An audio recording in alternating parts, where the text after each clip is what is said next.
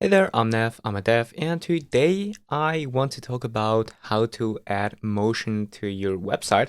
And I think that has been something that has always very interested me because I am actually very into web animations. And yeah, to kind of not prove that, but like I want to show that. And with my old website, which is react.nevilbrand.com, if you go to this website, as you can see, we have these cool animations going on right here. And if we go ahead and dive into the code base, we are using Framer Motion for that. And Framer Motion, I mean, I really enjoyed writing Framer Motion when I was writing React back in the days. And Framer Motion is still a huge loss for me personally when I switch to Vercel. And one cool thing that I also learned is React intersection observer, so which makes these animations trigger just when they are in view. But today is not really about Framer Motion. I know motion.dev is now here, and to be honest, I have not really played around with it because I know it has a JavaScript SDK, and JavaScript things are supported in Svelte natively. So that is why I am definitely interested in using motion maybe. And if this video like gets enough attention, and if you want so, you can write a comment down below if you want a video on motion.dev and how to use it with Svelte. I will of course do a video about it, and if this Svelte thing releases, then I will of course also do a video about it. But right now, I don't really have plans to do it. But the thing that I will cover instead today is something very cool. And if we go to rumba.co and then we go to Tailwind CSS, we have this thing here. This is Tailwind Motion. And Tailwind Motion, I think I have seen it on Twitter, and I'm actually pretty obsessed with Tailwind Motion because Tailwind Motion looks very cool. We have these presets with the typewriter. We have presets seesaw. I mean, we have so many cool things that we can do with this Tailwind plugin. And what it is, yeah, it's just a Tailwind plugin, and it's making animations very easy. If we go to my GitHub once again, this is my very old portfolio, which does not even exist anymore. Whoops. Oh yeah, this is my really old portfolio, and if we go to styles.css, we have many things here, many CSS classes, because I was writing normal CSS back then. But the thing that really was, for me at least, very cool to do was these keyframes and these animations. And I think, yeah, here we have animations and then we define keyframes and stuff. That was very enjoyable to write, but I think in Tailwind CSS it's not really, because I've seen videos about it and I've heard that it's not really a joy to write animations in Tailwind because you need to go ahead into your config and then define stuff in there. Yeah, if you have seen the Theo video, they didn't already have documentation, but even with documentation, I think the documentation is a bit lacking because many of the things are not mentioned in the documentation, or things are mentioned in the documentation, but they are actually not in the plugin autocomplete, which I find really confusing. So yeah, this was kind of weird for me, but they have so many cool things. And one of my favorite things is focus, and slide is also pretty clean. And also I think blur, like blur basically does this, is like slide and focus combined. Expand, shrink, really basic. Confetti is also really cool. And typewriter you can really see. And spin, I mean, I could see spin being used, but I've never used it until now. And seesaw, maybe also, for things like that. I mean, these are pretty cool examples, right? Like something like that. I mean, Apple actually uses this animation in, or something like this animation in their iOS animation. And the fact that you can use class names like these is very cool. Like minus motion translate X in 100, and then motion translate Y in 75. So it basically goes from down there to up there, when we hover over it, and you just write like this declarative syntax. I think this is pretty cool, and really useful. And I will show you a demo of some of the things just in a second. Before we play it out, we play it a bit with these. I mean, these are very cool presets. Modal. I don't really get how this playground works, but yeah, still I could see this being very useful because like this library is like highly customizable, at least in the syntax that you write, which is pretty interesting. So yeah, this is why. And they also have this Chrome extension, where you can basically, yeah, we basically have this text here, and then we go ahead and customize the animation, and then we can just copy the code for Tailwind or Motion even. Very cool. Then we can go ahead and copy that into our code base. So this is also a very cool approach to have the opportunity to basically have a visual editor for your animations and then just copy the code. Because I think sometimes it really helps to have a visual editor instead of writing code, saving the code, switching the window, refreshing the window to play the animations. So yeah, very useful indeed. Let's go to zenithproductivity.app, which is my little AI SaaS that I built. And as you can see, I've also spiced this up with some animations. I think you could subtly see it, but I will just do it again. Yeah, as you can see, the nav fades in, and this also as well, and this fades in a little bit later.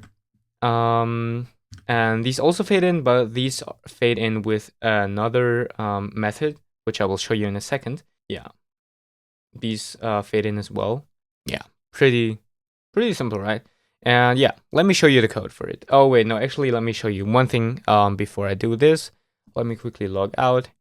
And as you can see, when we go to zenithproductivity.app, we get this like clean landing page with these animations, and then we can go ahead into the features. And we actually have this little arrow that like goes on here, and we have the component, which is actually generated from our query. I think it's like subtle details, because before Tailwind Motion, this was just like a site with no animation at all. And I found this to be a bit boring, in my opinion. So let's go back to sign in. And I mean, if the user is waiting a bit too long, not convinced yet, check out the features. I mean, it's stuff like that. And yeah, let me just sign in with GitHub again.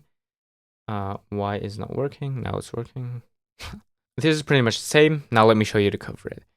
If you go ahead and search for motion, there will be some things popping up.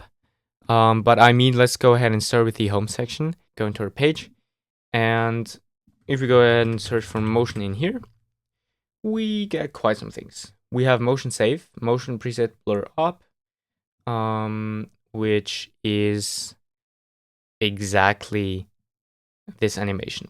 This is blur up. This is all blur up. All these animations are blur up. And I am giving these motion blur up to every one of them. But I'm also adding delay, so motion delay 300 and delay 700, 500, whatever. And one thing I think is really important is that we add this motion save thing in front of it, because I don't know if I found the setting. Oh, here. If we go ahead and do reduce motion, like everything basically looks normal. I don't think that this really counts as motion. I think motion just counts if something is moving, but like blurring something in is not really motion. And the same, of course, also applies to this. We still have our normal blur here as well. Yeah, so pretty important that we add this motion save thing here. or at least find it important. For the features, I think I'm not really using that many things. It's actually all in the event demo happening. The only thing we actually have here is this rebound down, which is the arrow going down, and we also have the preset confetti, which I already demoed like a few times, right? Yeah, but what about these animations? That they fade in. Because one problem I think there is that these CSS animations don't really work well when an element is entering or leaving the DOM. When this is the case, we get kind of another effect. And this is where Svelte's transitions come in. If we go to svelte.dev and we go ahead and look into transition, which I already talked about in the video, why Svelte is great. I'll link it up here or here, I don't know. We have import fade from Svelte/transition, and that's actually, I guess, basically the whole thing that I made. Or I think I did, at least. No, I really used the motion preset fade. Okay, in this case, I really used the preset fade in here. But if I'm not confused, I think I use it in here. No, I also use it in here. But the point I'm trying to make is that you can also use transition, and transition handles the situation better that when an element is entering or leaving the DOM, that the state is getting treated better. If we go ahead and to YouTube dashboard, and let's quickly zoom out a bit and fetch the changes. I'll maybe do a PI first. I bet I don't have any environment variables in here. Oh, I do. The thing will look pretty differently. Yeah, let's go to neon vid. Yeah, what we have here is some cool things. I upgraded today's UI with V4 or V5, which is why it looks a bit different. But if we go ahead and insert a new node here, I mean scaling, you can see that it faded in like pretty smoothly, and Svelte is actually taking care of this with the API that I just showed you. Where do we have it? Here, node. And we basically do this with transition slide, and then we give it a duration and an easing property.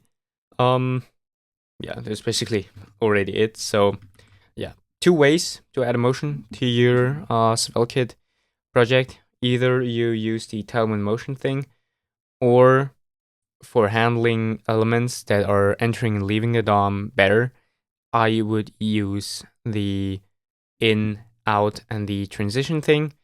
And even cooler is the anime thing. I don't know. And let's put that up here. Let random array be this, and then each random array as item, and then we're gonna key this with idx, which should be a number, right? Yeah. And then we go ahead and do list item, and then just do item. And I mean, we can just do item in here because they're all unique. So now we have this list here. And right now, I think they are not alphabetically sorted. Let's give this a $state, like that. No, they're definitely not alphabetically ordered. And then let's go ahead and add a button in here, and then let's call that sort and do onClick is gonna do random array dot sort. Too sorted. Make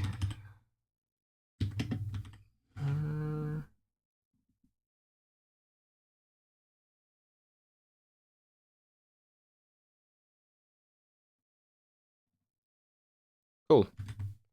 Let's just copy that.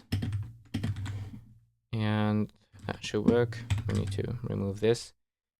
And now, if we sort that, nothing works.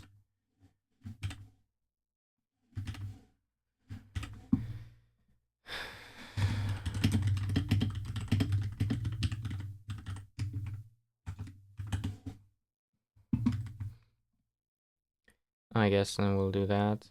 Yeah, and if you have seen that, it moves like up. But if we go ahead and do animate, and then flip, and import that from Svelte animate, they will actually sort, and that looks hella cool, I gotta say. Wow. Yeah. These were the two things, or the two ways, I should say, how to add motion to your Svelte project. If you like this video, please subscribe, because I'm planning to upload weekly this year. And yeah, if you like this video, of course, also give it a like. And yeah, we'll see us on Sunday. Bye.